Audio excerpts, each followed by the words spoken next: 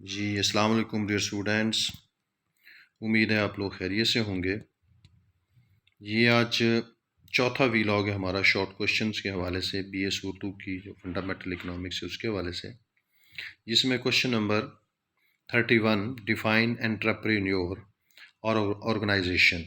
Ji it is the fourth and the last factor of production. जी चार होते हैं जो फैक्टर ऑफ प्रोडक्शन है, उसमें चौथा और जो आखिरी फैक्टर ऑफ प्रोडक्शन है उसको हम एंटरप्रेन्योर कहते हैं। जी entrepreneur is an entity who combines other factors of production in order to produce goods or services.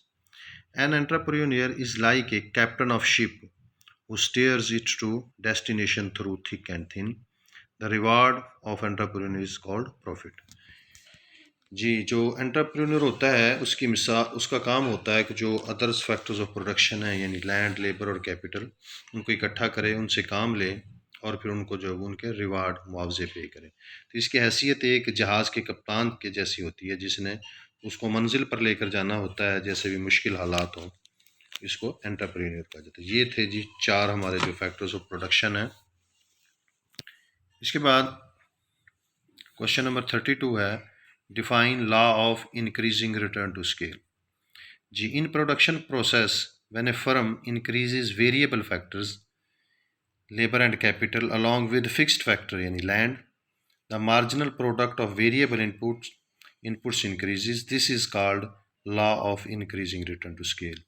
यानी प्रोडक्शन प्रोसेस के अंदर जब वेरिएबल इनपुट्स को इंक्रीज किया जाता है अलॉन्ग विद फिक्स्ड जो फैक्टर है लैंड, आमतौर पर लैंड जो फिक्स होती है, तो जो वेरिएबल इनपुट्स होते हैं उनकी प्रोडक्टिविटी इंक्रीज होती है। इस फिनोमिना को इंक्रीजिंग रिटर्न टू स्केल कहा जाता है।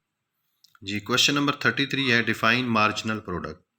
The product obtained by a firm by applying each additional unit of inputs is called marginal product। या जो चेंज इन टोटल प्रोडक्ट होती है वो भी मार्जिनल प्रोडक्ट कहलाती है।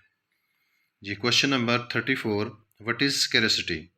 The problem of scarcity is faced by all members of a society, either rich or poor. Scarcity means that resources are limited and human wants are unlimited. It can be defined as a situation in which goods are limited relative to desires.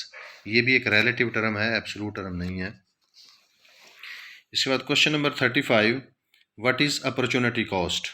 Choice involves sacrifice. For example, if a person spends more on foods, then he will have less for cloth or other goods. This sacrifice of alternative is in consumption or production of a good is known as opportunity cost. Conceptually, it can be defined as the benefit which is sacrificed to avail the benefit for another opportunity। यानी एक मौके को गंवा कर आप जो दूसरा जो अपॉर्चुनिटी उसका वेल करते हैं, इसको अपॉर्चुनिटी कास्ट कहा जाता है। जी question number 36 what is marginal cost. The cost of producing each additional unit of a commodity is called marginal cost. It can be calculated as, ये फर्स्ट डेरिवेटिव अगर हम लें टोटल कॉस्ट का तो वो मार्जिनल कॉस्ट कहलाती है। जिसके बाद क्वेश्चन नंबर 37 है what is total revenue. The total amount obtained by a firm by selling total output during a specific period of time is called total revenue. Total revenue बराबर होता है price multiplied by quantity. जी question number 38 what is average revenue.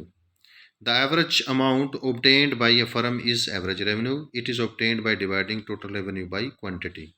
Average revenue is equal to total revenue divided by quantity.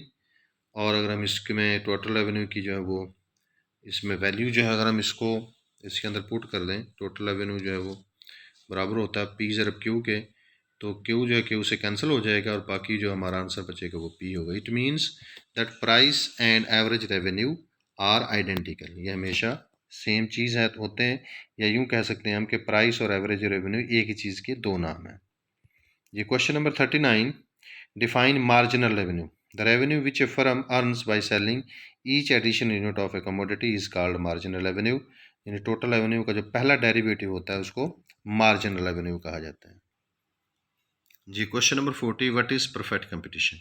A market which fulfils the following assumptions is called perfectly competitive market. जी पहली assumption क्या है, homogeneous product. free entry and exit, large number of buyers and sellers, perfect knowledge of market, factors of production, supply is elastic, perfectly elastic है जी। जो तो कोई भी market जो ये 5 शराइत पूरी करे उसको परफेक्टली कंपेटिटिव मार्केट कहा जाता है जी। Question number 41, define monopoly. Monopoly is a combination of two words, mono plus poly. Mono means single and poly means producer. It can be defined as it is a market structure in which there is a single producer with no close substitutes and of its product, and there are barriers to entry. यानी जो अकेली firm होती है पूरे market में इसकी share का कोई सब्सिट्यूट नहीं होता और जो दूसरी फर्में उनके दाखिले पर पाबंदियां होती हैं। ऐसी सिचुएशन को मोनोपोली कहा जाता है जी। Question number 42, what are main causes of monopoly.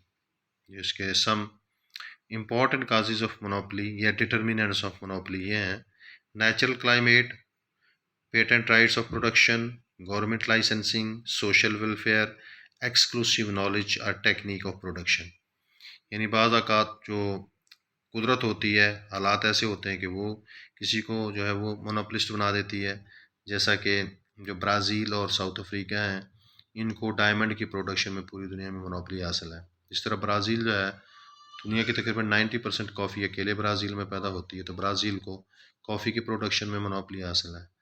Patent rights of production, बाज़ औक़ात चीज़ को बनाने का इख्तियार एक ही फर्म के पास होता है तो वो मोनोपोलिस्ट बन जाती है। गवर्नमेंट लाइसेंसिंग, समटाइम्स गवर्नमेंट जो है किसी चीज़ की प्रोडक्शन या उसकी जो डिस्ट्रीब्यूशन का इख्तियार एक कानूनी तौर पे एक इदारे को सौंप देती है, जिससे वो मोनोपोलिस्ट बन जाता है। सोशल वेलफेयर, बाज़ औक़ात हुकूमत लोगों की भलाई की खातर किसी चीज़ की पैदावार का इख्तियार जो एक ख़ास इदारे को दे देती है तो वो मोनोपोलिस्ट बन जाता है।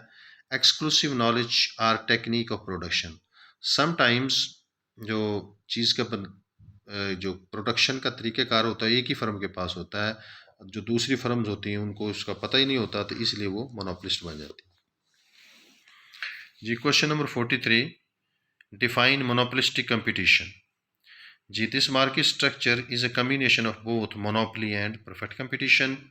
At first it was explained by an American economist, Edward Chamberlain, in 1933 in his book A Theory of Monopolistic Competition. It can be defined as